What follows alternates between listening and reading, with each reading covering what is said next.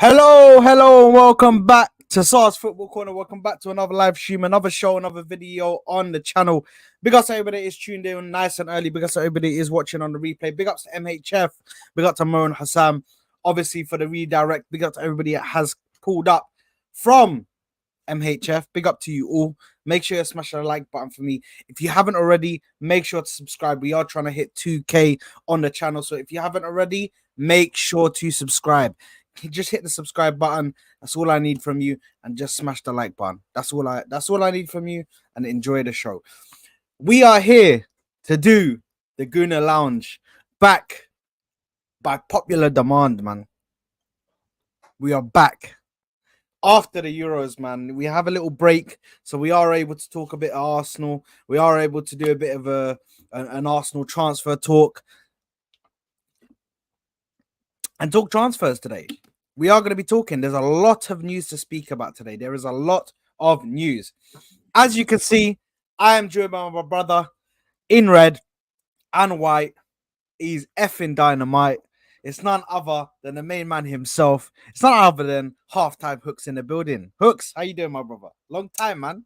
I know, man. Thanks for finding some time and, your busy schedule, famous man, to bring me back on the channel, man. I appreciate it. Us peasants, we get any airtime that we can. Like this guy, bro. It's fraud. Now, do you know what? Yeah, one thing I will say, I don't know about everybody else, but I think that this Euros has been absolutely garbage.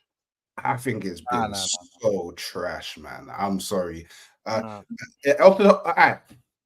the top of your head, can you tell me 5 games that were entertaining?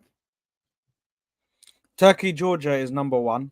Yeah. That game, very good game. Number 1. Spain, Georgia. I give you that one. Spain, Georgia. Okay, Spain, Georgia was all right. I'll go for Turkey versus Germany versus Switzerland. Good game, very good game. I'm not going to go to any of the England ones at all. Exactly. We're not going to the England ones, bro. We're not going to the England ones. I would have to say, let me actually have a look, because games are coming out of my head. No, man. No, because you're doing too much. Because it's not even, you're acting like all the games were terrible. No, they weren't, bro. This is one of the best Euros I've seen in a while, bro. Just from the teams that are coming up now and actually doing something, bro. This is the best Euros we've seen, or I've seen anyway, bro. Austria, Turkey yesterday, that was a good game. But do you know what? Yeah, you've named 3 games, that have Turkey in it. That's crazy. What's the problem? Georgia, Portugal was a good one. There you are. Was it? Austria, Netherlands, that was a good one. Was it? Need I carry? Yes, it was. Chill out, bro. What do you define as? Because I said entertaining. I never said good. Entertaining, loads of goals, loads of play. Come on, bro. What's going on? The Romania game against Ukraine to start off that thing. Romania absolutely demolishing them, bro.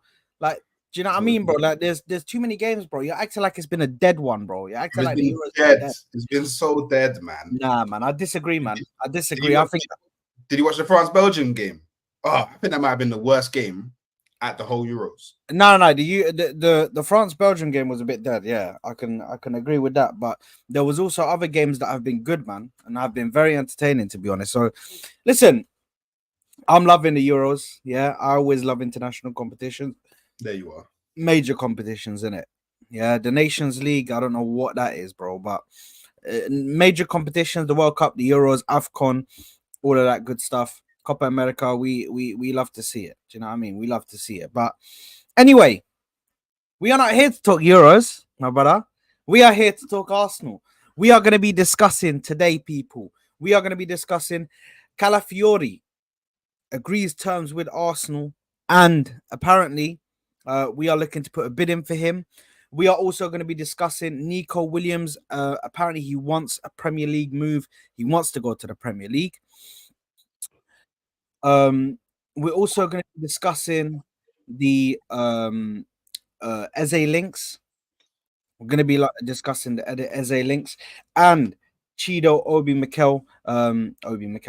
Chido Obi-Martin is linked to the club. I was thinking of Obi-Mikel. Why is he in my head, bro?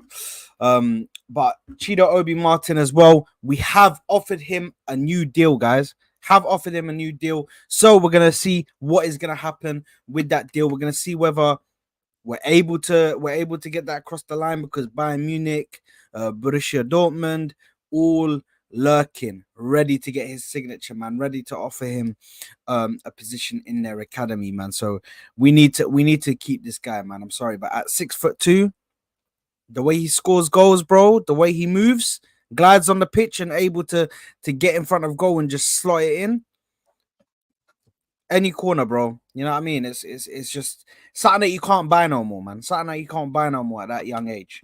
So yeah, listen, we definitely need to keep him. And I don't know what it is about 16-year-olds, bro. And 16-year-olds all of a sudden becoming like the best thing since sliced bread. Like, I don't know what's going on.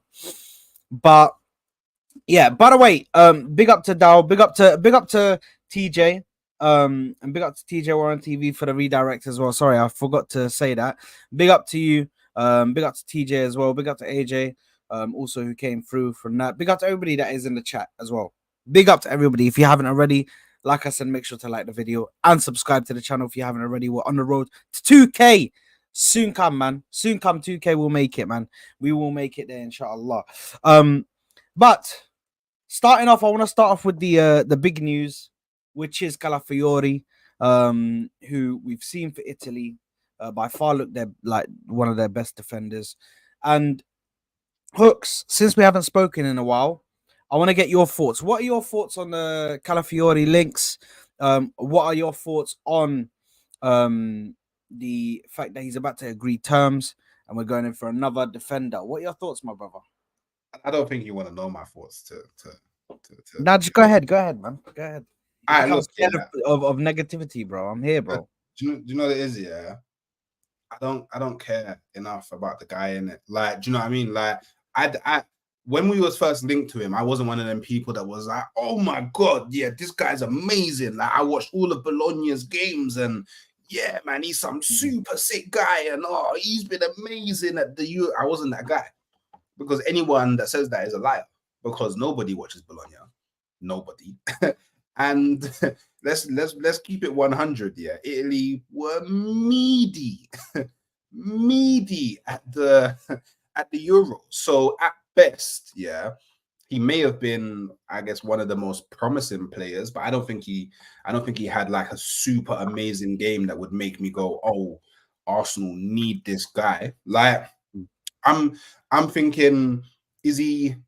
From what I understand, if he's coming in, then that must mean that Kiwior is on his way out. And is he really that much of an upgrade? No, he is. Really? Is he really? No, seriously, this guy good on the ball, defensive. He's solid. Like, he's much. He looks much more calm and collected in bigger teams. Like, for instance, yeah, to go into that Italian team, yeah. What did Kiwior do when he went into Poland, who was a smaller nation, not necessarily a bigger nation? What happened? Kiwior's giving away penalties. Kiwior's playing badly. So Calafiori looks very good in that Italian team, who is consistently getting peppered. That was consistently getting chances put up against them, bro. And listen, for him to come out of there and actually look good, like, bro, I think he's a good player. And listen, there's a few players that got Bologna to where they were, bro. Obviously, Xerxes was one, and Calafiori was another.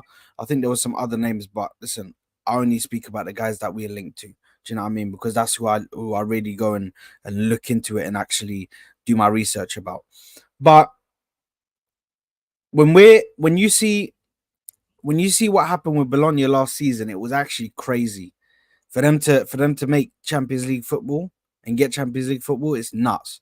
And I think listen, this guy, he's definitely an Is this the level though? Like, we're raving about signing guys who made the Champions League for below. Is this the level now? Like, no, but he's my personal opinion. We need to be signing people of a much higher. No. I fully understand that. I fully understand that. And to be honest, we'll get into that because I don't think this is the signing that we should be making right now. We should be going for attacking signings. I get that, but I'm saying, I don't wholeheartedly agree because I did think that we needed one defender, but I thought we needed a defender keeping all our other defenders bar Zinchenko. So if we're now going to get rid of Kiwior and Zinchenko, well, actually, maybe Kiwior going means that we're not getting rid of Zinchenko and we're keeping Zinchenko and Kiwior is the one that's getting the axe. But if we get rid of both of them, then I think we need to sign another defender. Personally, in my personal opinion. But I do agree with you. Where I want to see the large bulk of our transfer funds spent is, well, for me, on the central midfielder, the number 6, more specifically. And I do want to see a bit of cash splashed on a striker. And please, I've been asking for 3 years now, can we just get someone that can have Saka not playing every single game under the sun? and then it's an amazing transfer window. But this guy, like, I know it may seem like I'm slewing Calafiori, like I'm not slewing him. Yeah. Like, don't get me wrong. You said he wasn't level. He's not that great. He's a good player. So oddly enough, I think going forward and being on the ball, that's where Arsenal probably want him in it. But I don't think defensively he's going to be that great in the Prem, because you got to think, yeah, he's in the Serie A where like the pace is just mad slow. There's hardly any killers up front. He doesn't really have to deal with really any physical man. When he comes into the Prem, that pace is going to be mad. He's going to have hella fast wingers running at him, and he's going to have hella strong man barging him off the ball. It's going to be completely different. I'm not saying that he can't do it. I'm just saying it might be a bit of a shock to the system for a lot of Arsenal fans who are gassing this guy up when he comes in, and they're like, oh shit, we should actually be playing Tomiyasu instead of him, or oh, why did we get rid of Kiwior? Like, so that's all I'm saying, isn't it? Like, you know what I mean? So no, that's fine. That's fine. Listen, the thing is, if we think about it through your lenses, guys, yeah, what I say is, if we're thinking about it through your lenses and we look at it from your lens and we look at it on how you guys are looking at it, yeah, we wouldn't have signed Saliba, bro. We should have gone for somebody big. We should have gone for somebody this and that. But the thing is, a lot of the stuff I'm hearing about this Calafiori guy is the same thing that I heard about Saliba.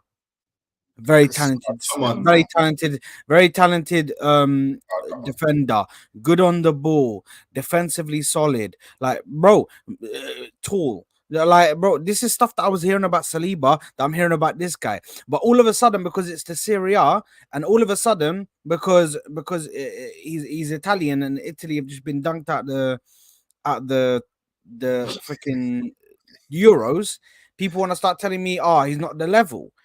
How do we know?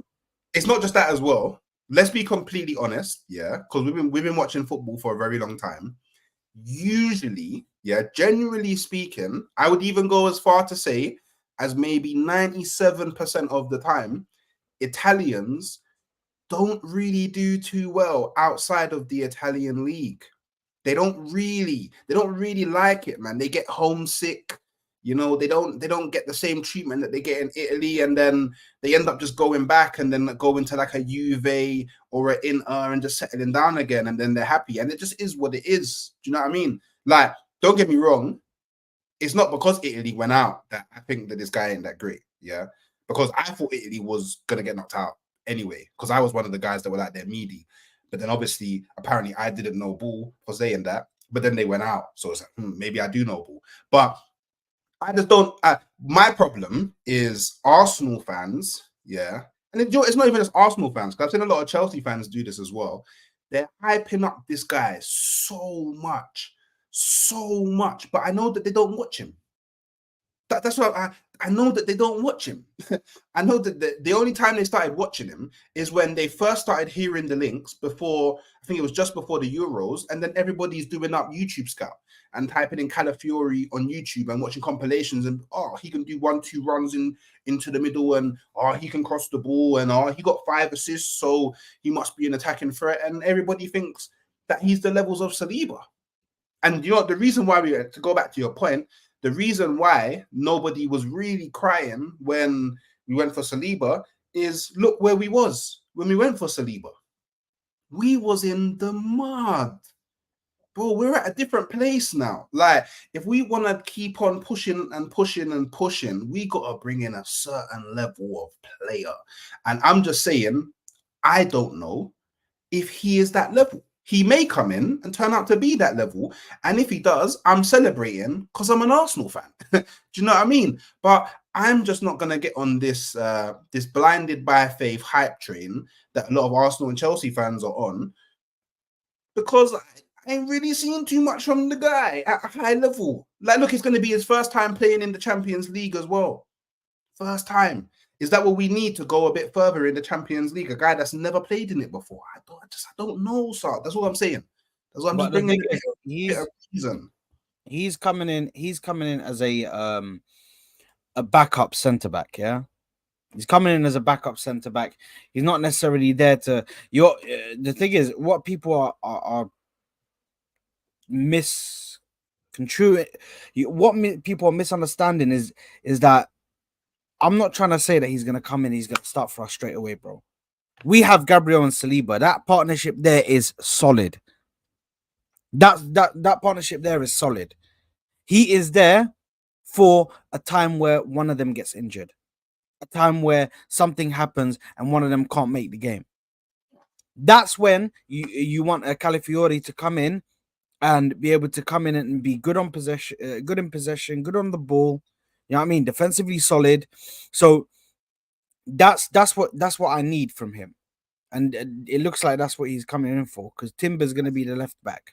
See, I don't agree. See, I agree with that. I'm along the lines of Jaden. I think we're signing him to come in to play left back, because I think what we want to do, or what Arteta wants to do, is what Pep did this season, where the whole back line are giants.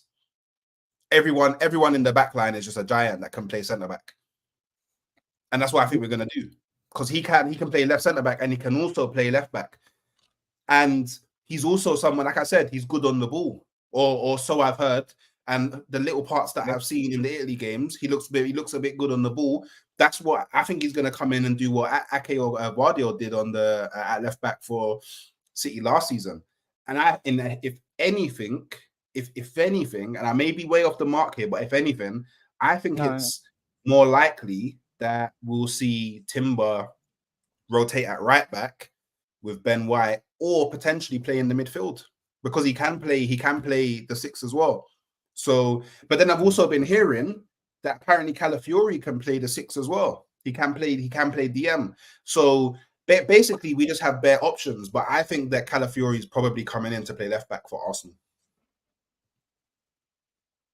Yeah, sorry.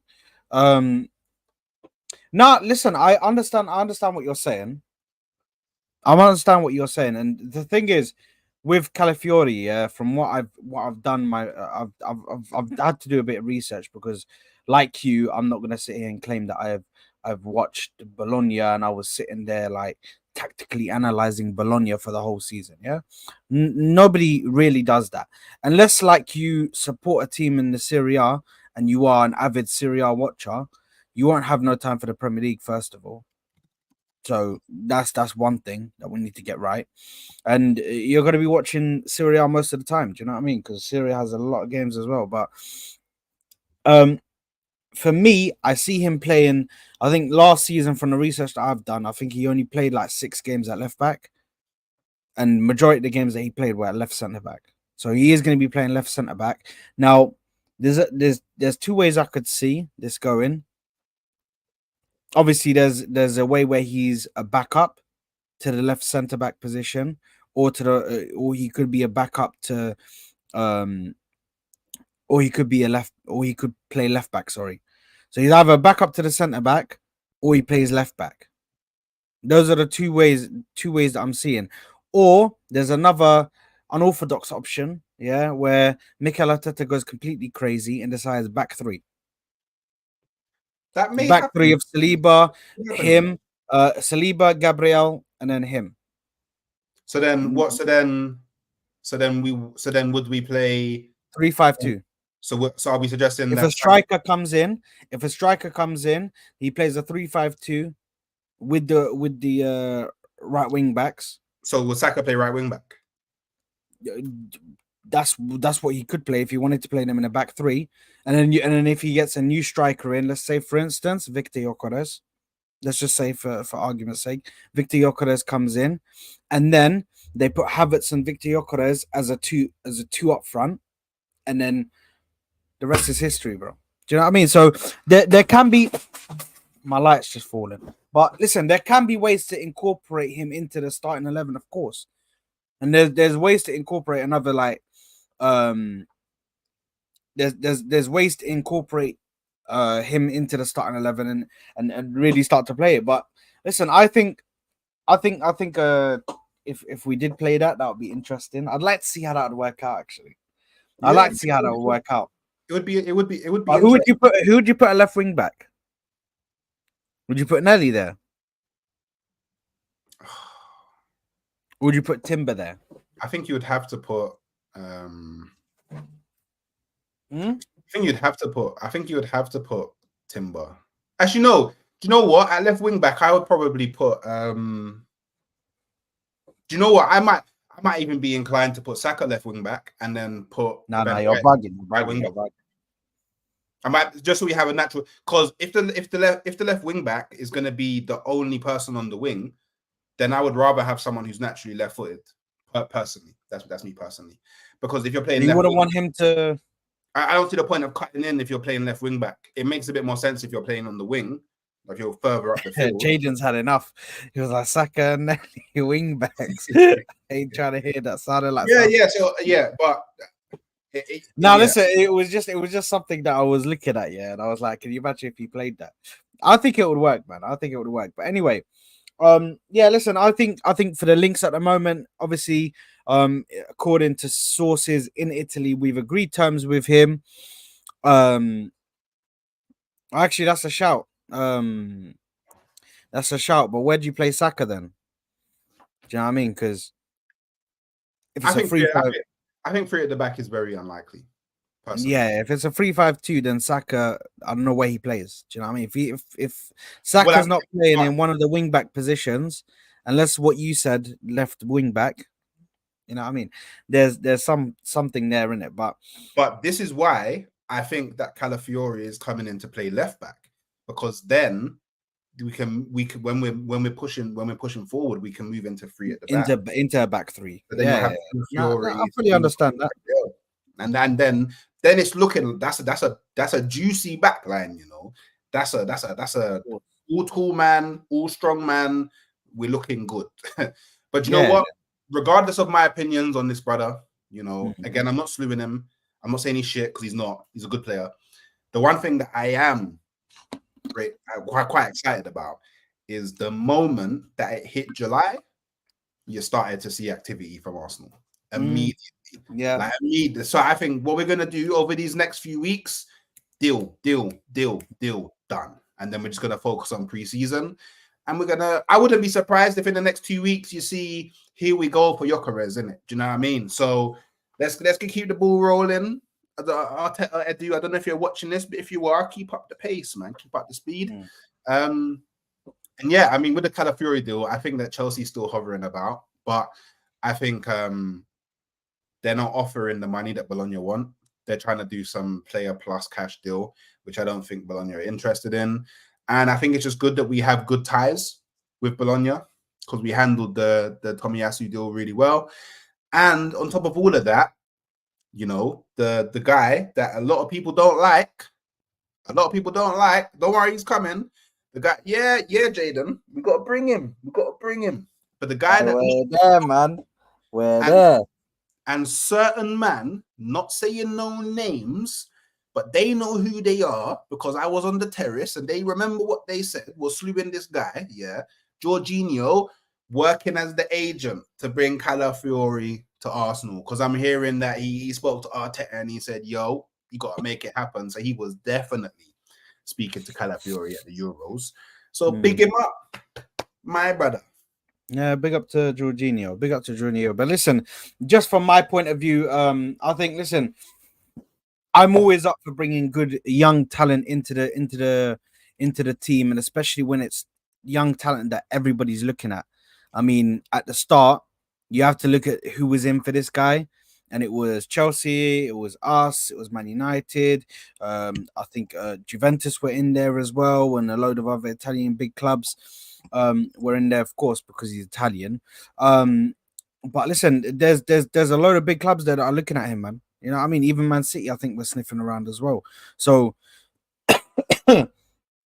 why wouldn't we be looking at this guy and be kind of excited to see what he does when he comes in? But yeah, listen, I'm just looking forward to seeing what happens with this deal. See if he comes in and is able to, you know, really try and, I don't know, make an effect on the game, man. Put his stamp on out there, man. You know what I mean? But listen, I'm happy to see what's happening right now. I'm happy to see that the club, like you said, automatically started bang. As soon as it hit July, already on transfers, bro. They're already trying to get shit over the line. So I'm happy with that. And definitely something to look forward to, man. Moving on to Nico Williams, who wants to come to the Premier League. What are your thoughts on Nico Williams, man? Do you know what? Yeah, when the links first started coming in, I wasn't too sure. I wasn't too sure if he was really what we needed at first. I wasn't too sure in it. But I've been watching a lot of Spain over these Euros, yeah. And my God, this guy is a problem. Like he is a massive problem. He's gonna cause a lot of defenders a lot of problems in the Premier League. He's fast, he's got the pace, he's got the confidence, he's got no fear, he's got the tricks, he's got the flicks, he cuts in, he's got the goals, he's got everything.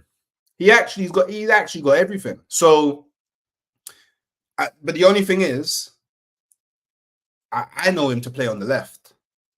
So, if he's coming in, what does that mean for Martinelli and Trossard? Does that mean maybe Trossard is going to be used somewhere else, or maybe is Arteta maybe looking at offloading Martinelli? Like I don't know, but from a perspective of him as a player, I would be happy for him to come.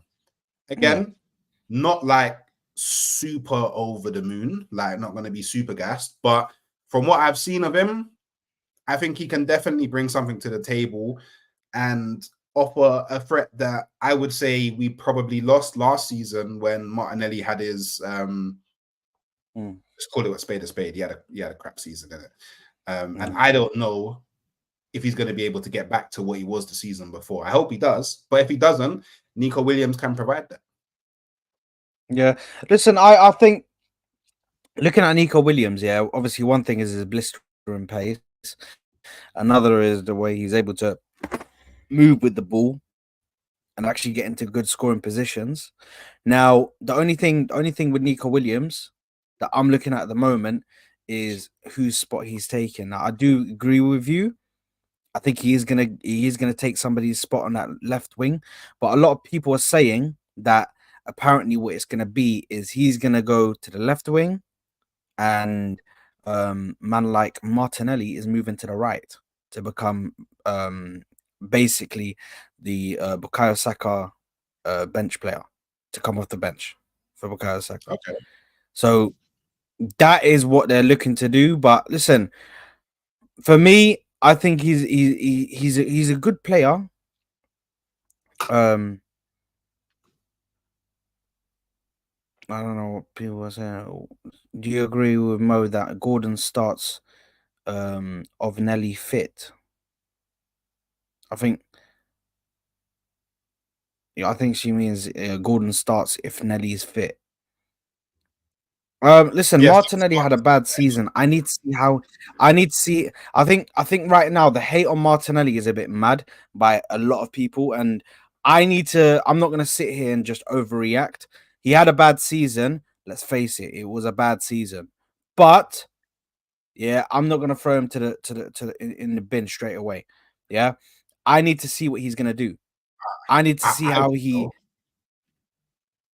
I think if we remove our Arsenal bias, yeah, Anthony Gordon is a baller. Like No, absolute no, you're baller. 100%.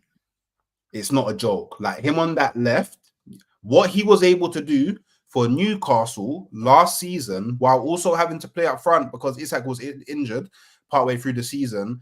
And if you look at all of the injuries that Newcastle had last season and the players that he had to play around and what he was still able to do, this guy is a baller. I'm still vexed that he hasn't started a game left wing for England. I don't know what Southgate's doing. Like, he's clearly one of the best options to play on the left wing. Yeah. Look, and Liverpool are involved in that. And I'll be real, if Liverpool get Gordon, I'm a bit worried in it. I must keep it real. I'm a bit worried in it. So yeah, I personally think that Gordon, if he ever came to Arsenal, he would start ahead of Martinelli. And that's not even just based on last season. Like, I just mean as a footballer. Like, as a footballer, he's just a better footballer. Like, that's just like Martinelli's good, but there are a lot of places in his game where he is quite limited, where I don't think that Gordon is. So yeah, I agree with Mo. Yeah, you know what? I don't. I think he had a bad season, and a lot of players have bad seasons. Do you know what I mean? A lot of players have bad seasons. But he obviously had an amazing season before. Obviously against when we first went for the title, and we were first trying to push Manchester City to the title, and we were having many points ahead and all of this and all that. Obviously, we ended up bottling it, unfortunately. But I think that season itself was tremendous. Then he was kind of sacrificed, in my opinion. I think he was sacrificed in the system because he was told to hug the touchline and given no support on that side. Like, who else is going to do something there? The only player that was able to do something there when placed on that left wing was Trossard. And the only reason why Trossard done that is because he has experience in the game. He has experience. So he knows what moves to make. He knows what to do when he's not being given the support. Do you know what I mean? To get himself in a position to score goals.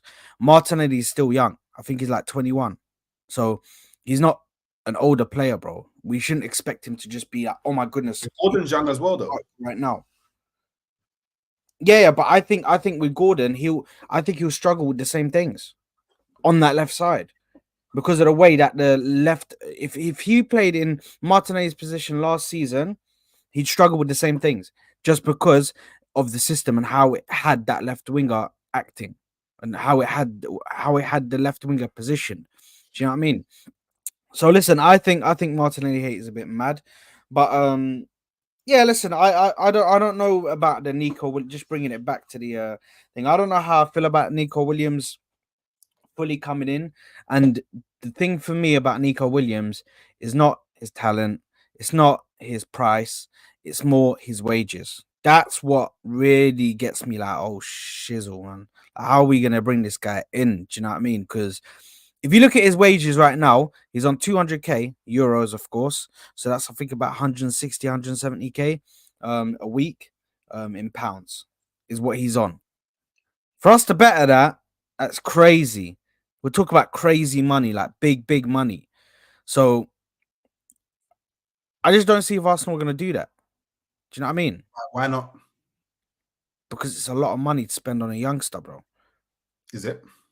Yes. That kind of money, I'm looking to spend on somebody that's already proven and has a body of work. But he's always like, he doesn't have a body of work like that. I don't know, because like, what didn't he get? I swear he got like over 20 GA last season for Bilbao, for Bilbao. No, that's perfectly fine. He got He's been doing in the Euros. he got a body of work. Sorry, he got the GA for Bilbao, 100%. But I just think for now, the way our wage bill is structured and all of that, for him, he should be on maybe 80 to 1,000 or to 100K at most right now for where he is in the position that he is. I personally don't see why. Huh? I personally don't see why. Personally, like to Arsenal, this is one thing that you need to remember as well. Yeah, is the way that players get taxed in England. Whenever we sign someone from abroad that's on a high salary, we have to give them more money, because the way that will work out with tax in England is pretty much good 40-50% of their wages would get just off to the tax man, innit? So we already need to be more competitive in that sense. The guy's already on 200k euros. So if Arsenal are showing interest and are in conversation with him, they already understand that. So if they already understand that, they must be willing to pay around that mark anyway. So why, as fans, should we care if the club is pretty much saying we can afford this and it's not going to cause us any problems? And three, when you think about it, think about it this way, if you was to move job tomorrow, you're not gonna move job for less money. You're not gonna do it. When you move, you want to get that feeling that feeling of financial progression as well. So yeah, of course, that's but part of it. So I don't know. I think fans personally, especially with the whole FFP thing resetting and PSR resetting, I think fans need to stop doing this economy football, this investment banker analysis, because at the end of the day, the same people that are saying we shouldn't spend X amount of money on this guy's wages are the same people that are going to be coming on streams and being vexed and screaming and saying Arsenal are not doing enough when we don't sign anybody. So you can't have it both ways. No, but there's context there, because you can sign somebody, but just sign them for the right money. When you say to me, why should I care for us to be spending 250K or whatever it is, or whatever we're spending on this young kid,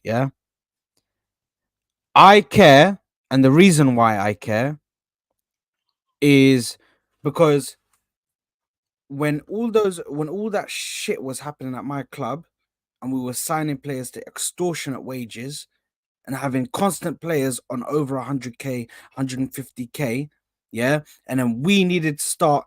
It got to a point, by the way, where we had to start letting these men go, bro. Just like, okay, let's terminate contracts, pay your money, go.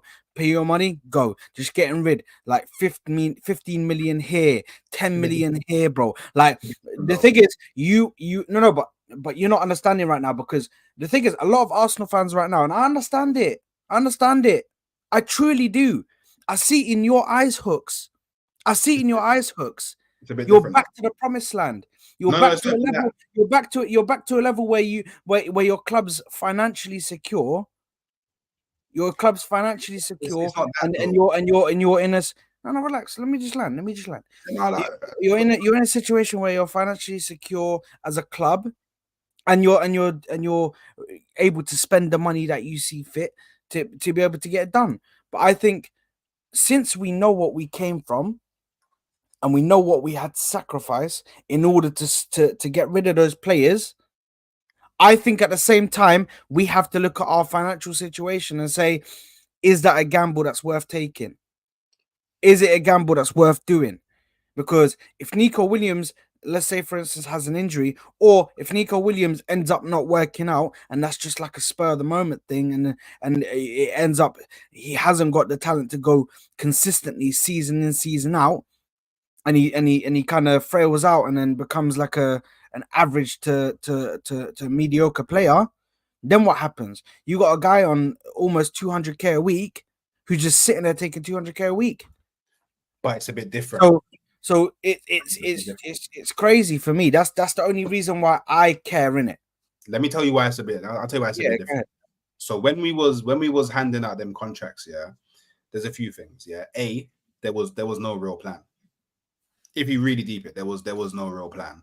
Where I think no matter what side of the coin you're on in regards to how Arsenal are doing right now, I think the one thing that we can all agree on is at least there's a clear plan. Yeah. Yeah. The players that we were handing those contracts to were coming towards the latter part, if not the end of their careers. So we was giving like 250, 300k contracts to players that really had no sell-on value. And that's why we found it so hard to get rid of them, because not only did they not have sell-on value, they were actually playing really bad. So it was kind of hard to convince other teams of why they should be spending X amount on their contract while giving us a high transfer fee as well. So that's the second thing. And then the third thing, in the case of Nico Williams, he's 21. So if we give him 250k a week, which I don't think we'll give him that high anyway, I think we could get him for maybe around, I'd say 180 to 220 a week, even if he flops. Which is a big if, and you should never be basing your business on the player potentially flopping, because what's the point? 2-3 years. No, but you have to look at it. He will still have sell-on value because he'll be 24, and he will be entering his prime. So it's Nico, and he may not do well for Arsenal, but at the World Cup, he may do sick for Spain. And that may make people go, oh, you know what? Yeah, we might have to take him off Arsenal, you know? So even in the scenario where he does do bad and flops, I think we could still sell him for money. It's not going to be a case where we're letting Nico Williams go on a free. It's not going to happen. So this is the thing. I get it. Arsenal used to do really bad business, and to a degree, we still do a bit of bad business. But we was getting rid of the mud, the dirt, the crap, the gutter, shit. Don't know if you can say that on YouTube. Yeah. So it's a bit different, yeah. So I don't think we don't need to worry. The position that we're in now, in my opinion, is okay. I think both of us can agree we want Gyökeres, right? Because I know he's my top striker, and I think I was your top striker as well. Yeah, he's my top target. So if Gyökeres turns around, so say Sporting accept 80 million, so Arsenal have an 80 million accepted bid, are you gonna say that Arsenal shouldn't sign Gyökeres if he wants 300k a week? That's different. He won't ask for that though. No. I'm not about if he asked it or not. I'm using 300k a week as, like, I guess I'm assuming what you perceive as a high wages for. I think with him and his situation at the moment, where he is just about to enter his prime. I believe he's 25, 26. So he's about to enter his prime years. So we're gonna get him for his prime. I don't see like a 2 to 300k a week price looking that major. And the thing is with me, But what if he flops? But the likelihood of that happening with an experienced player, he would have shown signs of him flopping already. All his career, he's just been on an upward trajectory. That's what I'm saying. With Nico Williams, it's been new. Do you know what I mean? It's just been, there's not enough of a body of work for me to go, yeah, you know what? This guy just keeps on improving. I can see the investment there, and I can definitely put my money on it. Do you know what I'm saying? So with Gyökeres, you could see, even from Coventry, and he was improving, and then the next season improving again, and then Sporting improving, and just getting better and better, and scoring more and more goals, assisting more. Like, he's just been completely on the upward trajectory. Do you know what I mean? But I think it's definitely a risk. It's definitely a risk. I don't think I'm confident on giving the wages to Nico Williams at the moment, just because I don't know whether he's a sure thing. Do you know what I mean? I still have doubts, but I can see your argument, and it definitely, listen, I think it's a fair argument, but I also think that my argument definitely a fair argument in itself, because I think we need to definitely be careful with our money, but also be able to spend it when the means when we see fit, obviously. They just need to make sure they're careful. Do you know what I mean? Not go crazy and sign someone for enormous amounts of money. Do you know what I mean? Like even the Havertz thing was a risk. Even the Havertz thing was a risk, and it hasn't paid off yet. So we need to see if Havertz is going to pay off for us to pay him all that money, because he is our highest paid player at 208.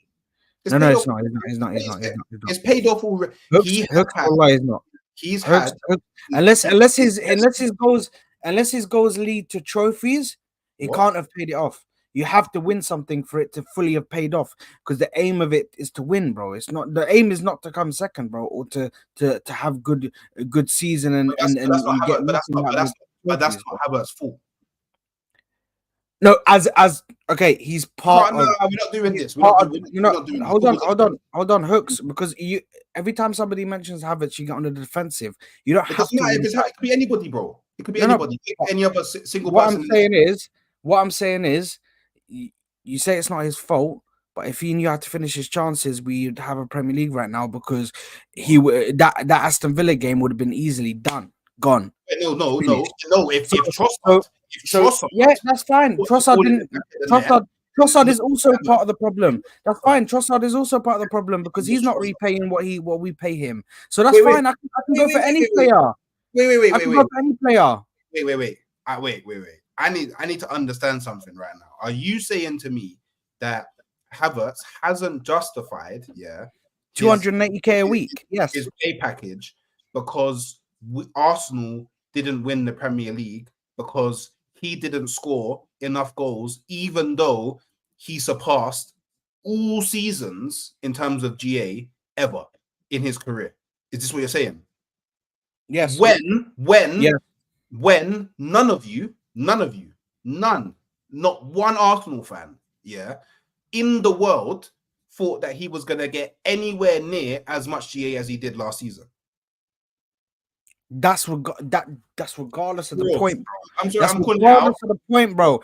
But Hooks, the reason why I say that, we didn't win Premier Leagues when we had Henry, and we was paying Henry P's at the time. If you do inflation, we was paying P's for Henry. Are you going to hold the same standard for Henry? Did you ever sue Henry like that? No, because you know that football's a team sport. I can pick anyone. Hold on. Henry won trophies. Henry won trophies and how many seasons? Got rewarded with new contracts where he was making the money after the trophies. Okay, but inflation. Let's not do this, because you're aware of inflation. Where does inflation come into anything? What we was paying when we picked up Henry. Yes, compared that's to not what I'm talking about, Hooks. Now, Hooks, that's not what I'm talking about, Hooks. That is not what I'm talking about. I'm saying Henry got rewarded with contracts after he won the trophies. But he didn't get rewarded with a contract. We signed him. He hasn't received a new contract offer. We signed him. This was the contract offer that was agreed between his camp and our camp for him to come to Arsenal. It's not a reward. Like, it's not. Arsenal knew, and Arsenal fans knew what he did in the last season against Chelsea. Yes. And it's not paid. And he excelled expectation. And listen, just quickly, because first of all, the comparison to Henry was crazy. I don't know where. I didn't compare him to Henry. I used Henry. No, but if we're talking about Havertz, I don't even know why you mentioned his name. Why would you mention Henry's name? But anyway, that's regardless of the point. That's not even the point. My point is, when Havertz came in, everybody came in as a midfielder as well. Everybody thought he was shit. Yeah. No, I didn't. Okay, majority of the people thought he was shit. Majority of the fan base thought he was shit. No, that's fine. Just answer honestly, bro. Did majority of the fan base? I don't know if the majority did, but I know a lot. Let me answer it. Majority of the fan base thought he was shit. Yeah, he came in. That was a risk. For us to sign him for that money, was a risk. Yeah.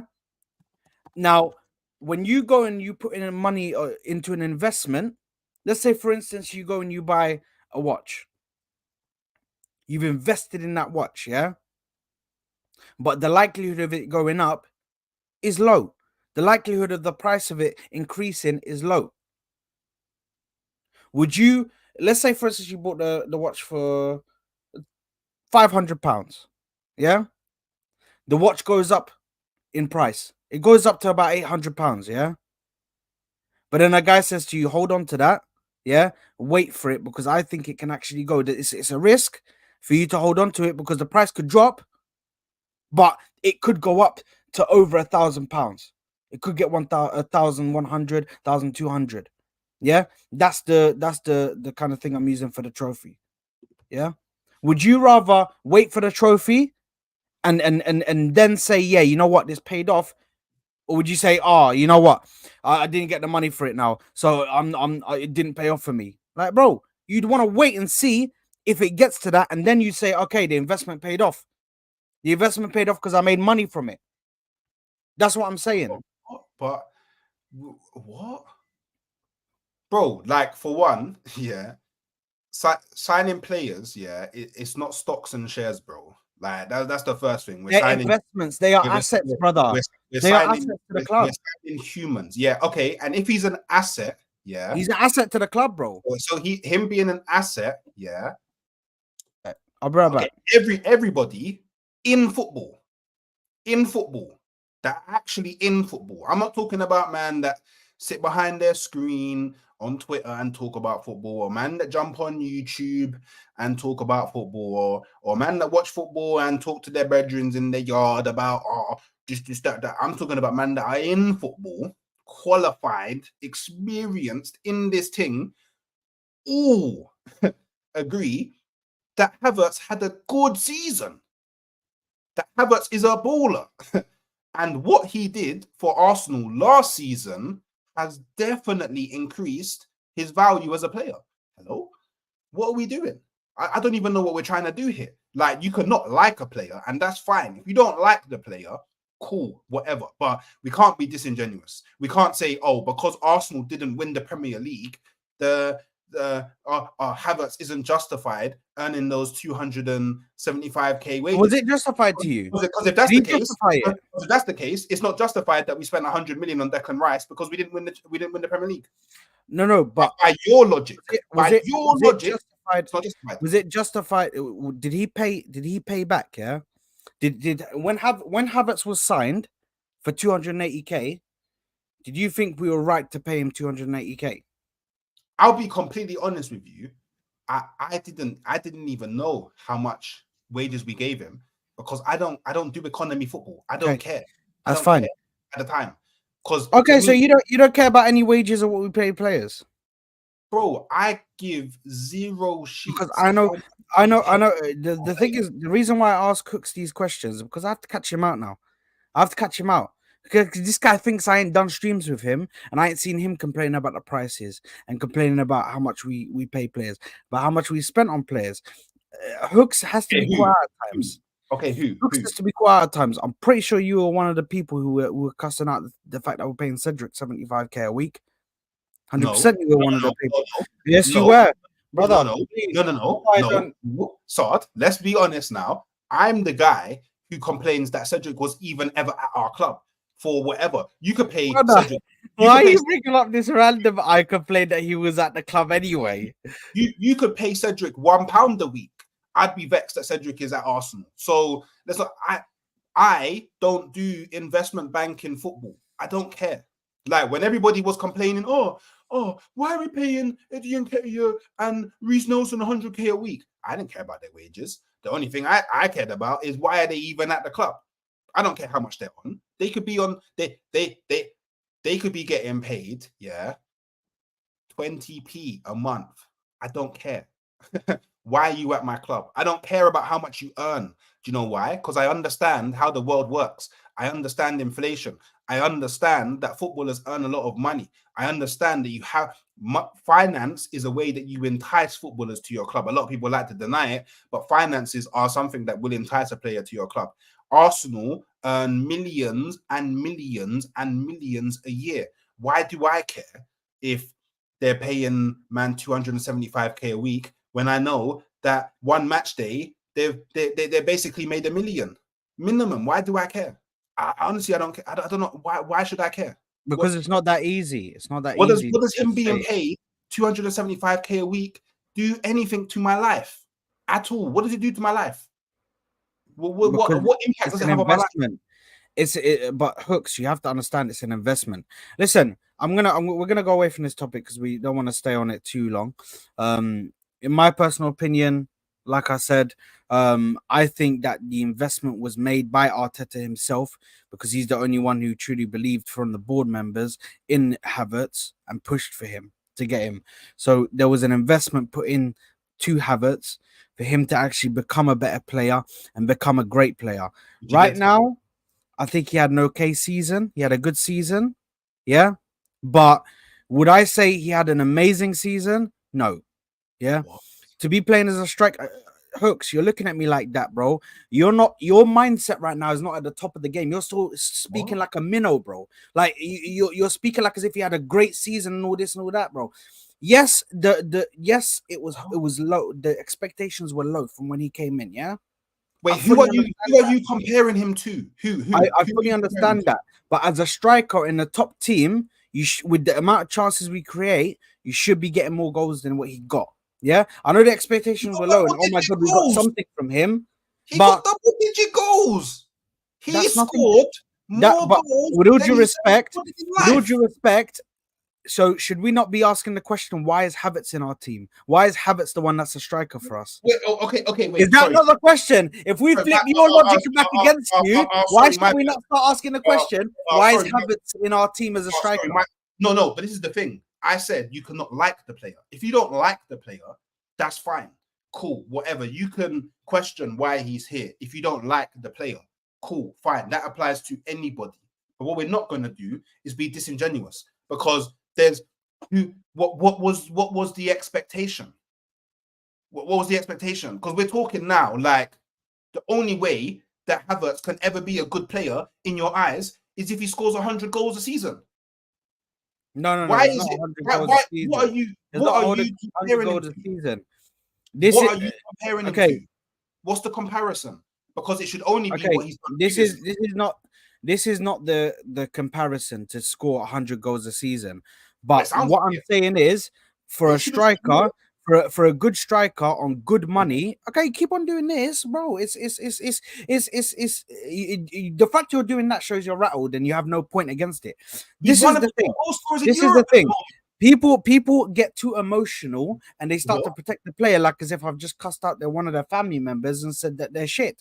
Like, bro, I'm saying to you that a player that is getting paid 290, if he gets paid that money, I'm putting him in the same kind of expectations, or I'm giving him the same expectations that I would give a player of that stature that's getting paid that kind of money. So if he's getting paid 280 to 300k a week, bro, you better play like a 280 to 300k a week player. I expect you to get. Hold on. I expect you to get minimum 20 goals a season. Minimum.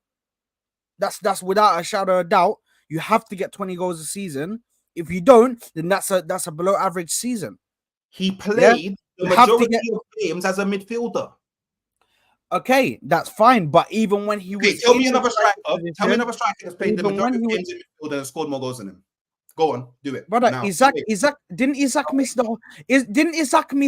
whole season? Missed half the season. How many games did Isaac play in midfield?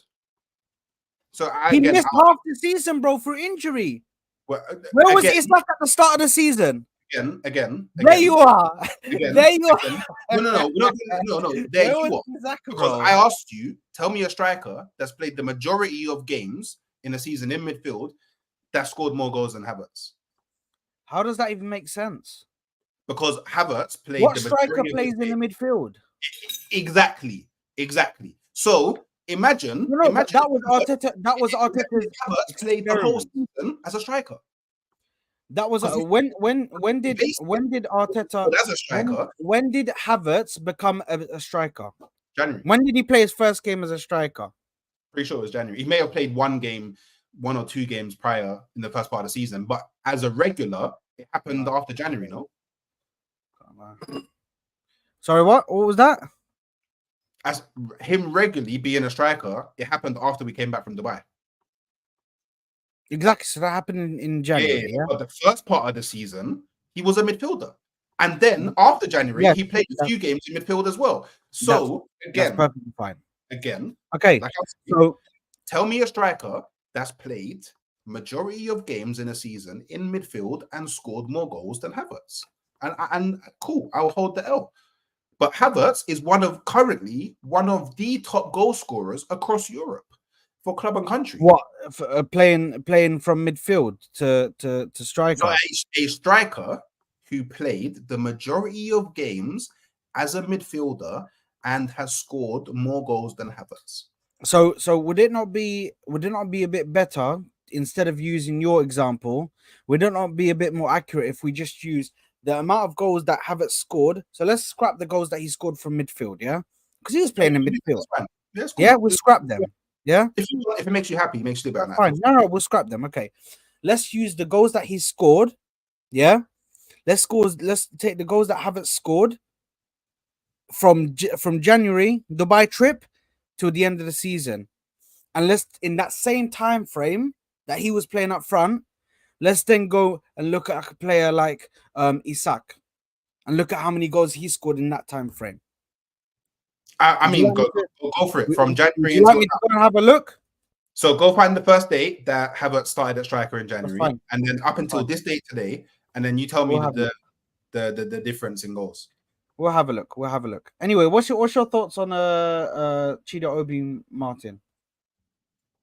I mean, if we keep him, great. If he goes to the Bayern or Dortmund Academy, I would understand more, because at Dortmund there's actually a very clear pathway for youngsters into the first team. So I would understand that. But if he went to the Bayern Academy, to me, it wouldn't make too much sense, because he would.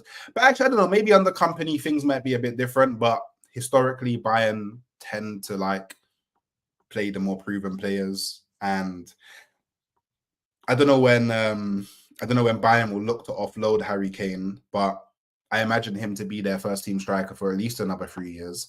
But then maybe Harry Kane is someone good for Chido to learn from.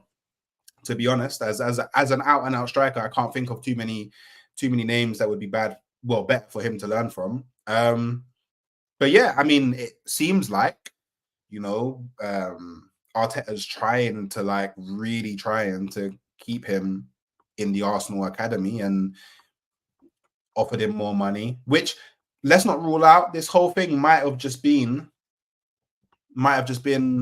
his agent trying to get more money for the player, because he knows that other big teams that will pay the money want him. So then it puts Arsenal in a position of, okay, we had this guy, we could have kept him on a pretty reasonable salary, but now there's people involved. We kind of need to show him, okay, no, we actually really do want you, and there actually is a pathway here for you. So yeah, I mean, I don't know what the expectation would be for next season. Maybe try him out in the early stages of the Carabao Cup and see how he does. Maybe give him a run in pre-season, see how he does. But I think it would be good if we could keep him, because he looks like a player that has the knack for scoring. But then Eddie Nketiah had the same thing throughout the youth academy as well, and Eddie Nketiah is still currently holds the record for most goals scored for England under 21. So, you can look really good at a young age in the I guess the youth leagues, and then come to the main stage and it just don't translate. So I think it's a bit early to judge, but if we could keep him, it'd be great. Yeah, listen, for me, I think to be honest, something about this kid, man, it's weird for me, man. It makes me feel like he's a really good player, man. Just the fact that he's 6'2" already at 16, bro. 6'2", Crazy. knows his way around the goal, knows how to slide into any corner. He's confident on the ball. He's fast. Yeah, he's good with the ball at his feet. I just think there's something about this kid, and we need to keep him, man. He gives me the same kind of thing that I hear people talking about Ethan Wanieri. You know what I mean? And I just think he gives that same kind of vibe, man. He's a very good talent.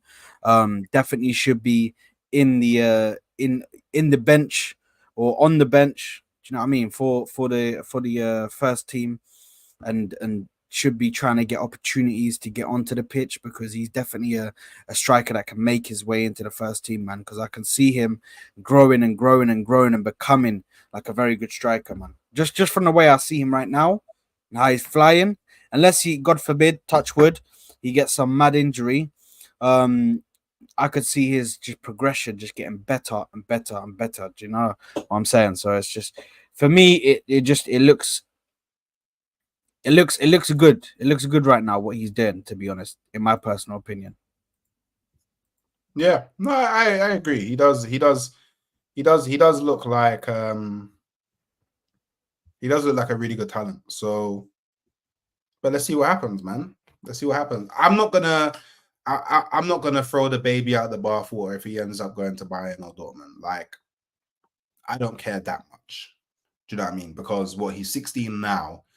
By the time that he would have probably been integrated fully into the first team, maybe 19, 20. That's a good 4 years. I think in the space of 4 years, we can find someone that fills that. I don't even know if you can call it a void, because he hasn't really impacted the first team at all.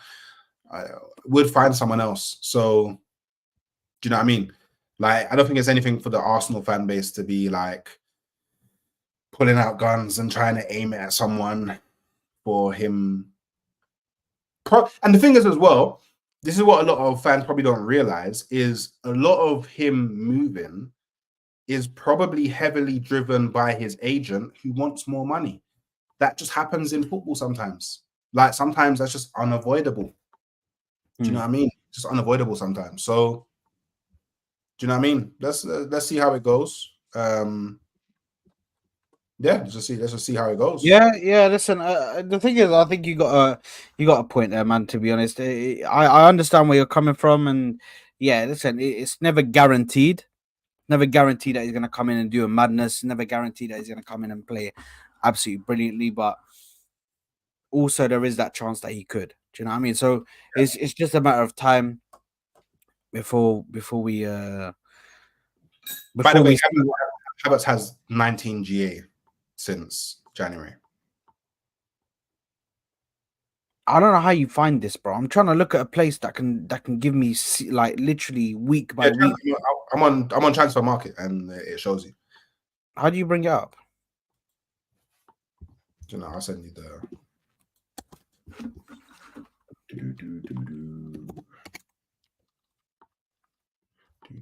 I sent it in the backstage.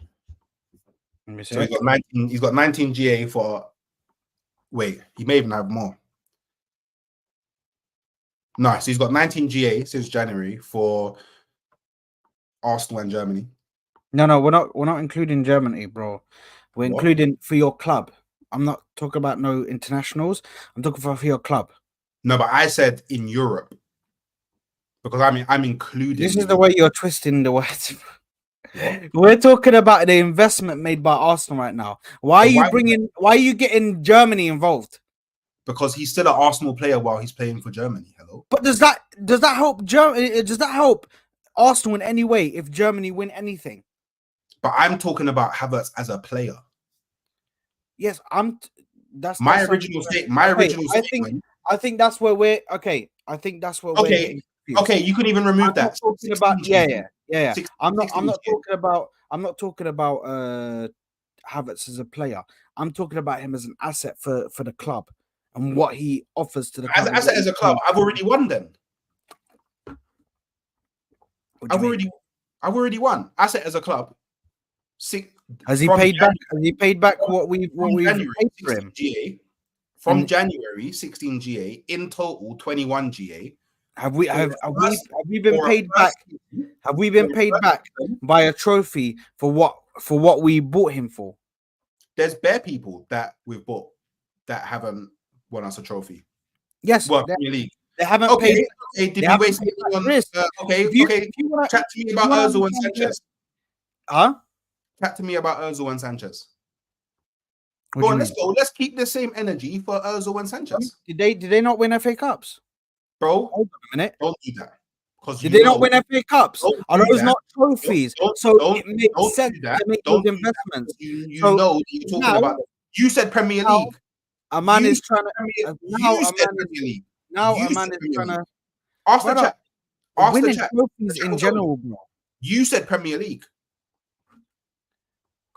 You said we would have won the Premier League if he Because scored we at are in. Aston Villa. You was talking about the Premier Look, League. You was look, not talking this about is no the thing, though. goddamn FA But Cup. look, this is the thing, though. You can talk about stuff when you're in the conversation for it. We weren't in a conversation constantly to be winning leagues, were we?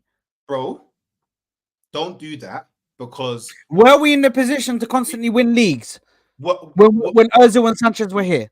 okay, what's changed Apart from when 2016, of course. when we apart from when? Wait, Sanchez was with us the 2016. season that Leicester won the Premier League, no? Apart from 2016, what other seasons No. were we What's, constantly going for the league? No, because if it was Havertz, you wouldn't do this apart from 2016. You wouldn't try exclude it. So again, I say because chat to me about Sanchez you're and Ozil. Let's go. but this is the thing, though. You have to understand. At the end of the day, what matters is a trophy. Even if, let's say, for instance, Havertz came in and is on 280k a week, and let's say, for instance, he does win us a trophy, yeah, whatever trophy it is, it's still a trophy, bro. We're still adding trophies to the trophy cabinet, so it's still the investment is paying off. As long as you're winning trophies, the investment is paying off. But the thing is, you got so stuck on that word Premier League that all of a sudden you hold everybody to that. Okay, so what happened to Van Persie? Can Van Persie be rated even though he didn't win a Premier League with us? Like, bro, you can't I be want you sitting to there be. focusing on that one thing, I bro, want and you trying to to attack be. me with the one word, bro. I want you to be so honest here, yeah, because I need you to remember, yeah, that the Most High is always watching in it. The Most High is always watching in it, yeah. So I need you to answer this, yeah. If we won the FA Cup last season, would you have been saying that Havertz justified the money that we spent on him and the wages that we gave him? Yeah, if he helped us get there and he scored goals in the FA Cup, of course, 100% I would, because that's winning the FA Cup, bro. You're funny. You're a funny guy, you know. Brother, people sit here and act like you're telling me that winning an FA Cup. Okay, hold on, hooks, because you get mistaken. All these bougie artists who now want to turn their nose up at the FA Cup, bro. Fuck all that shit, bro. I ain't with that shit.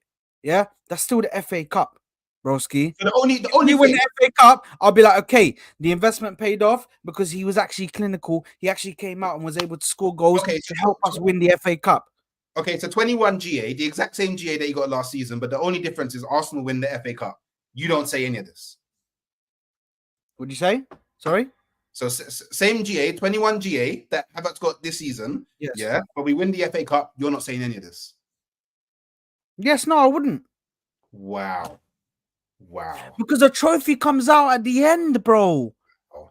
Do you not understand that? That I fully understand, like, because the thing is that that's for crazy. Certain conversations, there's context to why. Okay, so Declan Rice as well. Declan Rice falls as well. Sorry. So Declan Rice falls as well. Declan Rice does he? Declan Rice for what we're paying him and what we bought him for hasn't paid it off. Million. That's just 5 million. Declan Rice hasn't paid it off yet. What now? Where do we go from here? We didn't win the Premier League. We didn't win the Premier League, and we bought Declan Rice in to take us that step further to go and win the Premier League, and we didn't. So he hasn't paid it off, bro.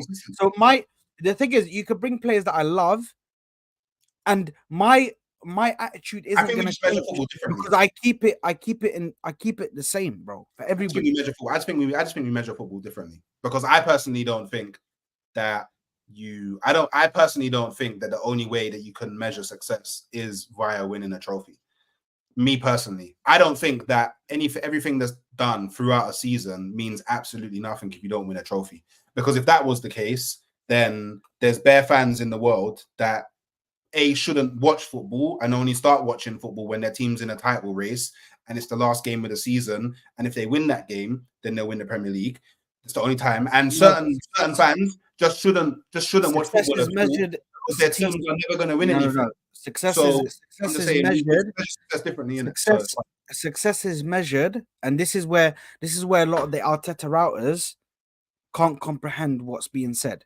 Yeah, no offense to any Arteta routers, but you can't comprehend this. Yeah, certain teams will have different expectations. Yeah, what is our expectation?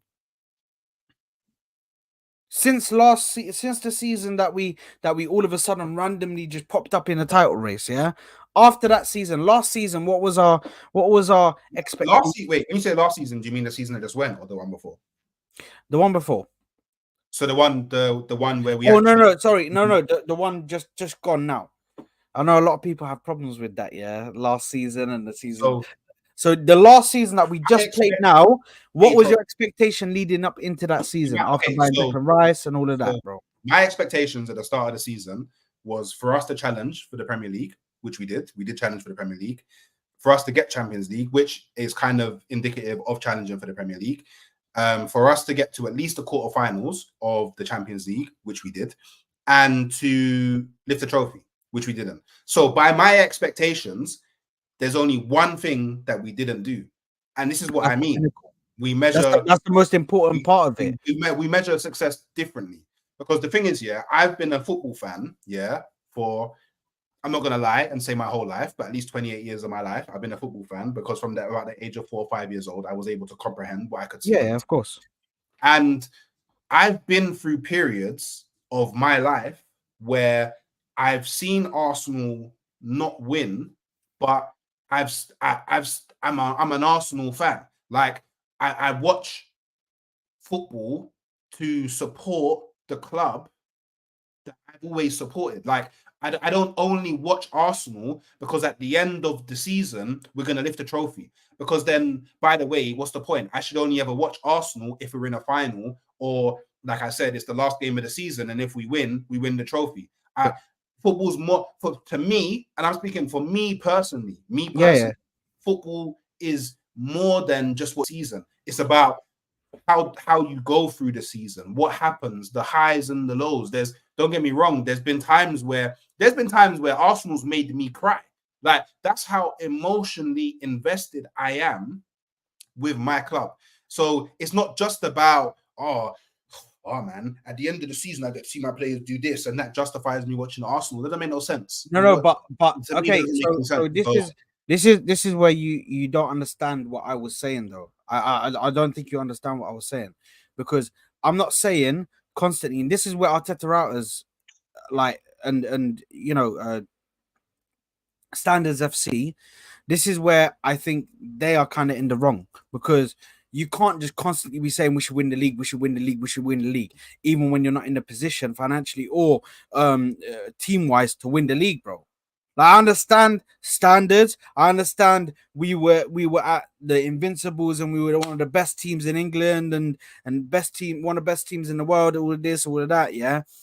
But when you're in a position like we were in the late 2010s, mid to late 2010s, bro, where we weren't in positions to win the league because the team just wasn't how it was supposed to be. In 2018, bro, we were in no position to win the league, bro.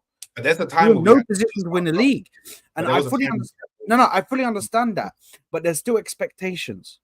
Yeah, there's still expectations. Even when you're in that position, there's still stuff you expect your team to get. Yeah. Whether it be Champions League football, whether it be like a FA Cup here or there, because people were still asking for trophies. But nevertheless, there was still expectations, and even for these lower clubs, there's expectations to be mid-table, to get into the top half of the table, maybe to keep and secure the top half of the table the next season. Okay, let's try push for like a low European spot in the Europa Conference League. Okay, now we got that. Let's try and push for the Europa League. So there's always like stuff for them to improve and to try and reach and to try and get. But for us, right now, the reason why I'm using this barometer to judge Rice and to judge Havertz is because at this moment in time, I don't think it's right for you to have that outlook of challenge for the league and one of your expectations is to achieve Champions League football, because Champions League football should be guaranteed by now. We are a top team now, so Champions League football should be guaranteed. No, if we are not getting Liverpool, I'll tell you this right now. Hold on. I'll tell you this right now. If we are not getting Champions League football with this squad and the way that this squad plays, Arteta should be sacked, because Champions League football is guaranteed. There's no way. We are way further ahead of any other team apart from Manchester City. Way ahead. No. But you said my expectations for last season. So at the beginning, and your expectations for last season. At the beginning of last season, we didn't see how Arsenal played this season. No, but that's regardless of the point, bro. No, that is the point, because you're saying we spent but we went out and we spent money and we tackled a lot of positions like the midfield and in the defense, and we tackled these positions. Now you're talking about both sides of your mouth. And came back to us. No, but listen. You said Havertz wasn't signing, so you can't say that, because we didn't act. The only player that we signed that people thought, okay, that's going to take us to the next level, is Declan Rice. Anyone that says Timber is a liar, because no one watched Ajax, probably apart from TK. But in general, Arsenal fans don't watch Ajax. That's fine. Ajax right. So that's fine. The only player that we signed was Declan Rice that could take us to the next level. And then in Rice, he came from West Ham. So what did West Ham really do? So and he never played in the Champions League. So see, this is the thing, yeah. Arsenal fans are going around acting like we have some God-given right just by default to be in the top four, to get the Champions League, to win the league, to win this cup, to win that cup. But then if you ask them who in the team is world class, nobody. But I thought you had to be world class to win the big major events. So then why are we like, look, I'm not saying don't have expectations, because again, I told you what my expectations were for last season, and my expectations for next season is to win the Premier League. That's my expectation. I've already said that. I don't even know who we've signed yet. But based off of what I saw last season and the fact that I know that we're going to do business, one of my expectations is that we win the Premier League. I'm going to have other expectations. But if we win the Premier League, but then we don't hit on my other expectations, I'm not going to be like, signing Calafiori wasn't worth it because we didn't do X, Y, Z, because it don't make no sense. I'm not going to say, we only hit one of the four things that I expected Arsenal to do this season, so it's fair. I'm not going to do that. Why? Because we achieved on something. Like, this is what I'm saying. We just measure football a bit differently. Maybe we view football a bit differently. What's the end goal for you in football? What's the end goal? The end goal in football. The aim. What's the aim of football? I don't know. I feel like everyone's end goal. No. There's one end goal. There's one end goal. Hooks, don't bullshit me. There's one end goal, brother. And it's you just don't want to say it because it'll prove my point. No. For me, my aim at least is sustainable success. So I would love nothing more than Arsenal to be able to go like a 10-year period of every season we're winning something, while also developing other areas of the club. Like, but what do you find is okay? I understand that. That's your end and play goal. Good football. Your end. I understand your no. But hold on. I understand your end goal is sustained success. Yeah. What do you clarify as success? What do I clarify as success? Yeah. What do you define it as? Achieving what? I mean, it depends, right? Because when you it depends, right? Because if we look at the last 10-year period of Arsenal holistically, then I would say achievement would be progress, because we've came from the darkness. But then if we go the next 5 seasons and say we win 2 Premier Leagues and maybe a Champions League and an FA Cup, then my perception of what success is going to change, because in the last 5 years, I've won 2 Premier Leagues, a Champions League, and an FA Cup. So it's going to be different. It's going to be, okay, win a Premier League or win another Champions League or maybe win a treble. Like, do you know? So I know you're trying to make it black and white, because what you want me to say is trophy, but because it is. The thing is, it's not, because I don't care if we win a trophy. We go 10 years. When I say the definition, okay, this is the thing, yeah. I don't understand why you have to tiptoe around the question, bro. Just answer it. If I ask you, define success. Success is, in sport especially, is winning some sort of an award. Yeah. When it comes to boxers, they want a belt, so they fight for a belt. When it comes to an Olympic athlete, they fight for medals. They want medals. They want the gold medal. Hold on. When it comes to footballers, no, it's not different. This is competitive sport, bro. How is it different? Because as a boxer, for example, Anthony Joshua, and I go and fight Fury. In that fight, I'm fighting for the belt. I don't fight 38 times and then maybe at the end of those 38 fights, I get to decide if I get the belt or not. No, but when I say about the Olympics and I'm running the 100-meter sprint, we're not looking at that. 100-meter sprint, I get the medal. I don't have to do 38 100-meter sprints to win the medal at that tournament. What are we doing? But Hooks, this is the thing. This is what I say. This is why you okay. Trophy is success, and if you don't win but success in football is to win trophies. So the only teams that have so you can only be successful via winning trophies. That's the only barometer you can measure against. The only barometer of success. So every season that Arsenal didn't win anything, not even just Arsenal, any season that any club in any level of football doesn't win anything, failure, halas, done. So then football's boring then. No, it's listen, the thing is, you're getting me confused. Because I understand the progression thing, yeah? I understand that. And we were in progression. But where we are right now is no longer the progression route. Where we are right now is win or die, bro. No, you have to win, bro. It is because I tell you right now, if we don't win next season, and Saliba says, you know what, Bundy's man, bro. Real Madrid are calling my name, bro.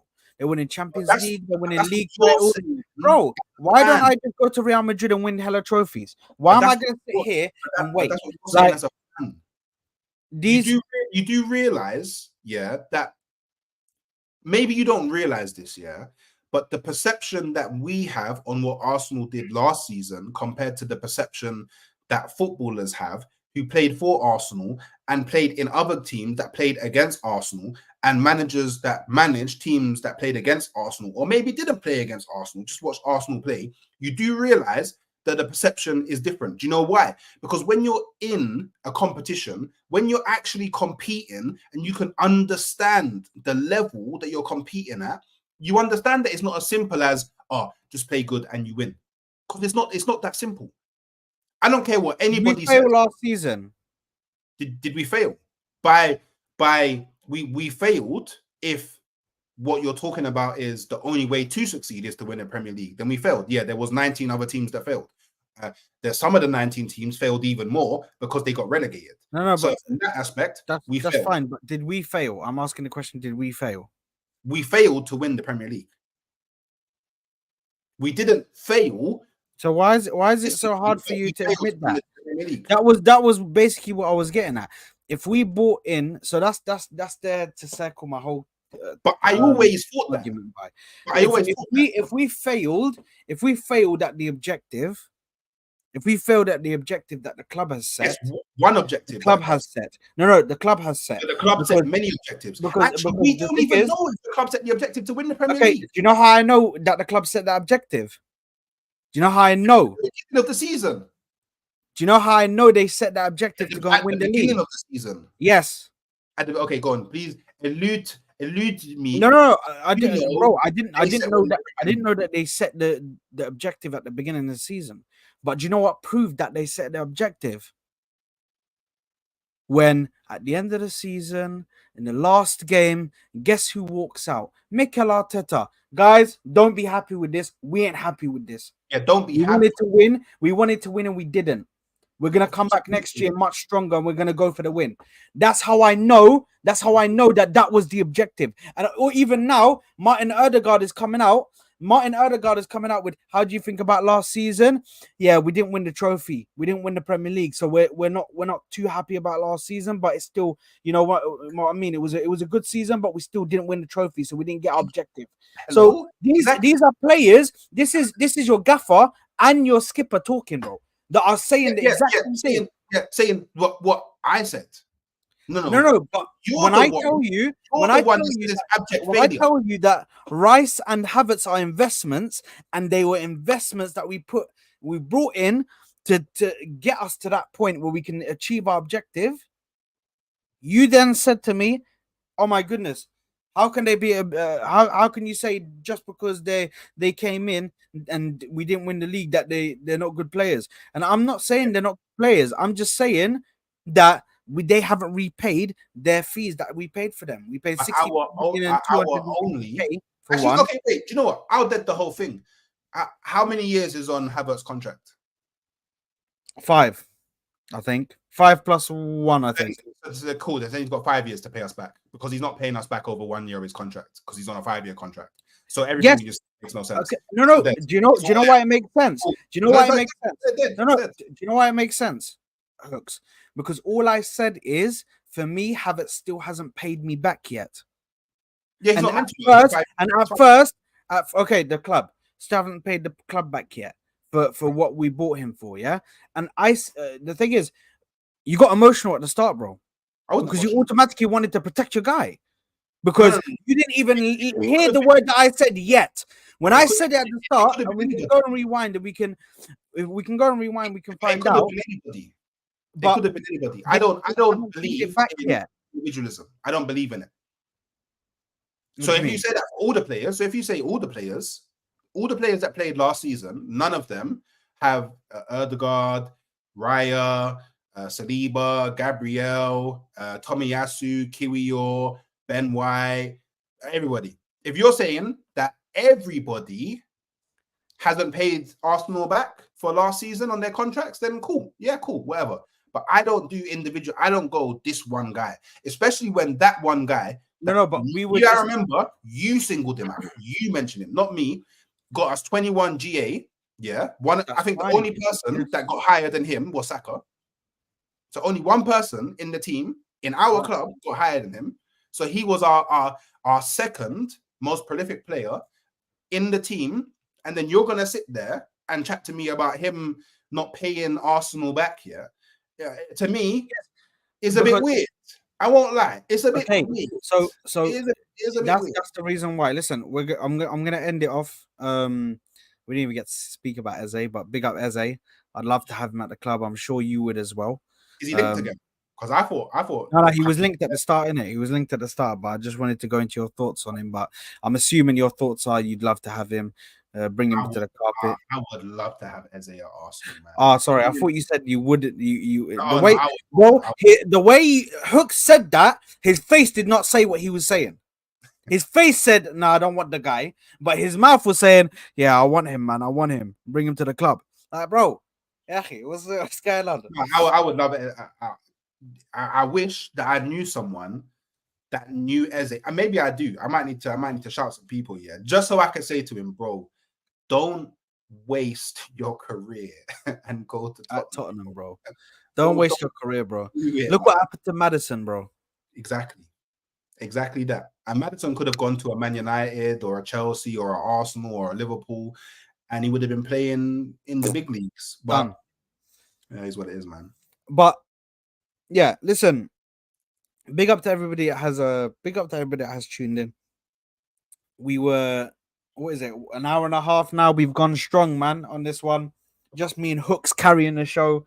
Obviously, all the other frauds weren't available. Yeah, but man. Me and Hooks was ecstatic, bro. He was finally, bro. Yeah, man. As soon as I put the message out, he was like, "Yeah, I've been waiting for this." So I ain't got no invites in a while, man. There you are. doing the Nah, famous listen. thing Once, with Mo and Hussam in it. Yeah, I see once, you. I once, see you. there you I are. see you. I see Once you. the Euros is done, we're gonna be doing more regular shows in it. So we're gonna be doing shows like weekly and all of that. So definitely gonna get that done, man. But as for this game, as for this stream, it was an absolute banger. Listen, guys, make sure you're smashing the like button. Make sure you're subscribing to the channel if you haven't already. Make sure to get that done for me ASAP, guys. This was an amazing show. Big up to all the fellow Gooners in the chat. Big up to all the other rivals in the chat. Big up to you guys as well. Make sure you're smashing the like button. Make sure you're subscribing. We're on the road to 2K. On the road to 2K. If you could help me get there, I would love it. So if you could help me get there, guys, I will be eternally grateful. Eternally grateful. I want to thank you guys for tuning in. We are going to be sending you guys over to. Oh, by the way, yes, go ahead. I just wanna throw something out there, yeah. The fans them just love me in it because look, need a weekly show with hooks in it. I keep on telling all you famous YouTube man, the people them love me, but you man love to do ghost, So you see, you man, they're screaming for the 2K, this 2K and this, that, you gotta have the main man there. Just keep that in mind, people. You know what? I come cheap as well, you know. I do all this for free. Fuck, you know, God damn. But listen, on that note, guys, I just want to say one thing, Firstly, what I want you guys to do right now, what I want you guys to do right now is go onto the description.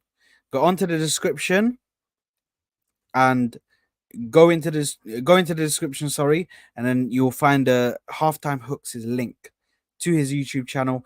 Go over there and subscribe to his YouTube channel as well. As you can see, he's got Thierry Henry, a framed picture. It's signed as well, you know, by the man himself. Is it? Let me see. I can see it on the O2 and the badge. Yeah, I can see it. Yeah, man. We love to see it, man. In my spirit, dad, you know. In my spirit, dad. There you are. But yeah, listen. Funny enough, Veta uses that exact percentage. But anyway, big up to you. 115. Big up to you, my brother. But listen, we are out of here. I'm gonna send you guys over to Footy Judge Mo, where his is in an hour. I believe his stream is gonna start. But I want you guys to go over there and hit the like button. So make sure to get that done for me, people. We'll see you on the next one. Peace out. Love you all. Big up.